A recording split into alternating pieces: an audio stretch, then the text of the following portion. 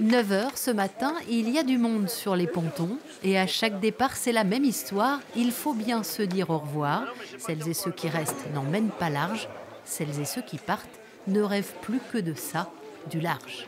J'ai super hâte de partir, c'est comme tous les départs, il y a le petit moment là où on attend de partir qui est toujours trop long. Donc on a hâte de larguer les amarres, ça tombe bien, on part dans les premiers, donc on a hâte de se retrouver sur l'eau et de préparer notre départ et de partir vers le large.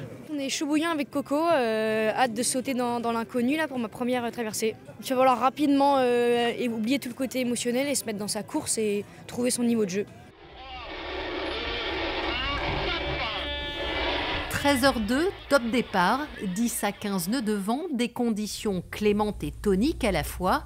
Les 19 du Haut s'élancent pour un parcours côtier dans la baie de Port-la-Forêt qu'ils connaissent tous très bien et savent qu'elle est redoutable.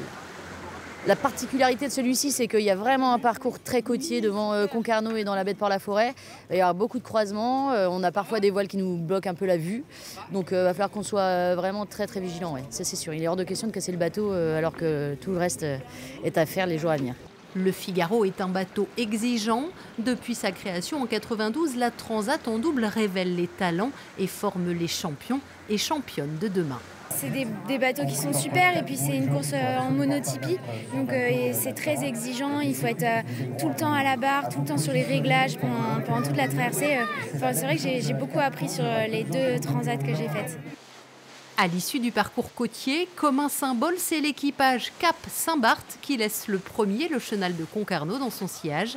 Mais avant de trouver le soleil des Antilles, les marins ont 3 890 milles à parcourir, soit plus de 7 000 km, en passant obligatoirement au large de la Palma aux Canaries. La route est encore longue.